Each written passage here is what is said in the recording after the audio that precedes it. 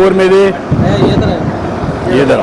ఎంతమంది ఉన్నారు మీ ఊర్లో? మా ఊర్లో 40 మంది ఉన్నామయ్యా. ఇలాంటి కుటుంబాలా? అవునయ్యా.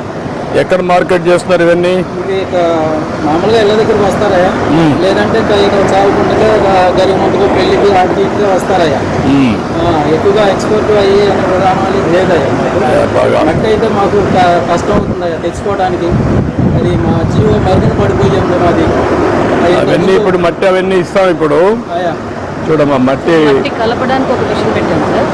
అవన్నీ ఎట్లా సప్లై చేయాలి వీళ్ళకి ఇవన్నీ వర్కౌట్ చేయండి. ఆధార్ కింద పెట్టి ఎట్లా చేయాలి వర్కౌట్ చేయండి. తిరగడానికి కూడా ఒక మీటర్ ఉంది సార్. ఆ మీటర్ కూడా ఇస్తున్నాం.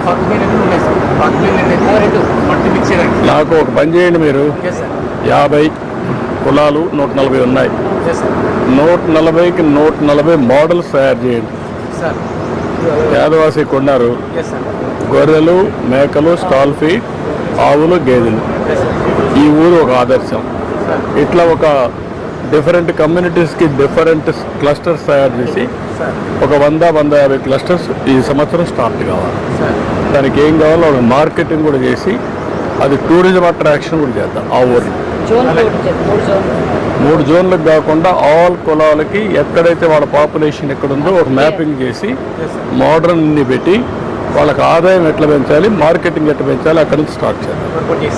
వర్కౌట్ చేయాలి. మినిస్టర్ గారు మిమ్మల్ని కలిసి